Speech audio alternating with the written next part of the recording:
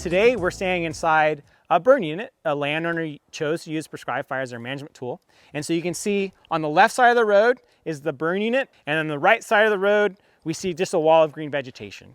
And how this unit was prepped was actually pretty awesome. We call this first entry fire. They thinned along the control line, kind of the box around the unit. They thinned the vegetation and then just let fire burn through the stand without a lot of vegetation management.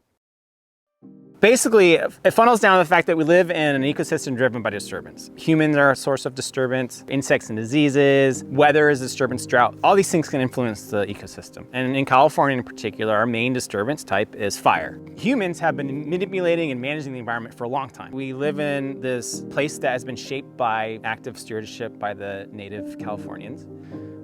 And then comes the European colonization of the West Coast and California, and this idea that fire is a bad thing, it's a bad disturbance to the ecosystem, and it's a way to control the native people. And so we removed fire from the ecosystem. And so one of the biggest issues we've had is fire suppression, right? The removal of fire from a fire adapted ecosystem.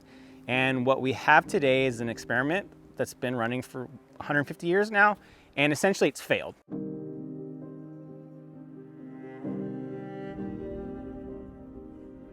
So we have changes in land use practices, expansion of the wildland-urban interface. So right, we have more people living in the landscape. They're expanding further into what we consider like wildlands or more natural areas. Now you're trying to manage natural resources with society, right, with civilization. Europeans first showed up and saw this limitless resource in the redwoods, right? This vast amount of timber resources that they thought were inexhaustible. The idea was that we will never cut down all the trees, and so we can just go in there and cut trees down as much as we want. It certainly wasn't sustainable the way we think about it today. There's more biomass in the forest, the forests are more dense, so there's more trees per acre and a different composition of species and assemblage of species. And then fire, which we never really fully removed from the ecosystem, wildfire in particular, those events are getting more extreme. We're seeing the high intensity, high severity fires are getting more frequent, they're getting bigger, and they're having a larger ecological impact to our forests.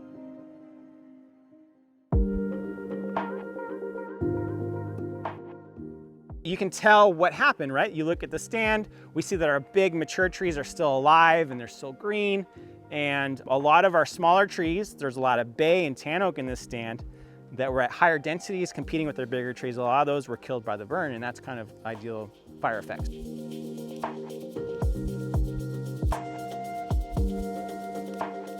In California, you were always allowed to use fire on your own land. We just stopped because of the fear of fire and the risk of liability and all the things kind of associated with fire suppression. But in other places like the Plains states and then the South and in Florida, they never stopped using fire as a management tool.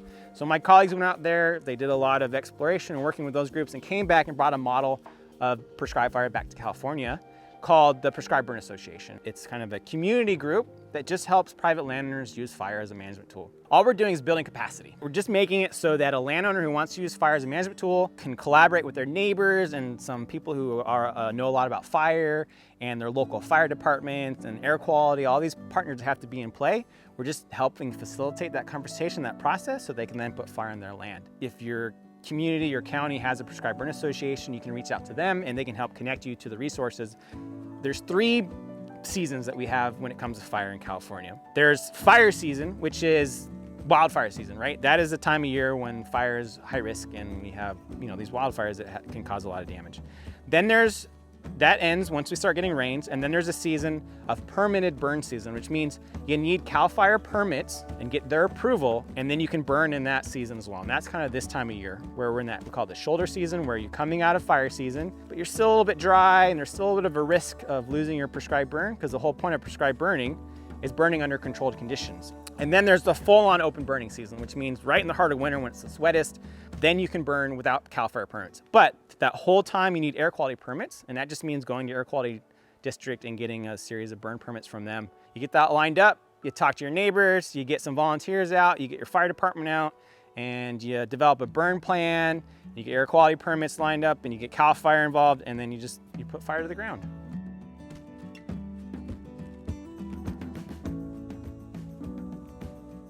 So the great thing about mechanical treatments is, right, you can do them basically whenever. You can hire somebody to come out, you can have equipment, or you can hire hand crews and you can have somebody, a crew come out with chainsaws and cut trees down. The problem with mechanical treatments is that you then create this slash, which is the waste material left over. Well, that's great. You've cut those down, so you remove that ladder fuel and that spacing, but now you still have that biomass in the stand and it's just on the ground. So either you have to pile it and burn it, or you have to pull it out, process it in like a air curtain burner, or some way you have to get rid of that extra biomass. The nice thing about prescribed fire is that, right, you are using fire to reduce the amount of biomass in the stand and you're consuming it in that combustion process.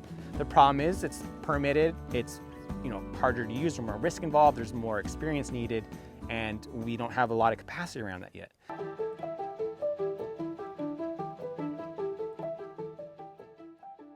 In Sonoma County, we have the Good Fire Alliance with a partner, Fire Forward, which is a nonprofit group, Audubon Canyon Ranch, and they have their whole program is about prescribed fire, and you can connect with them and they'll come out and do a site visit and they'll help you think about how you're gonna use fire, why you wanna use fire. And so now you have fire, you have identified an area you wanna use fire, you've contacted some folks who understand prescribed fire.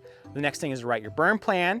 And you either do that yourself or with one of these organizations you hire, or you can hire a burn boss who is certified in the use of fire, has tons of experience, and they can come to you and they either have liability insurance or they don't. And that's really important because as in this model of prescribed burning, the landowner or the land manager holds the liability unless they hire a certified burn boss who's insured.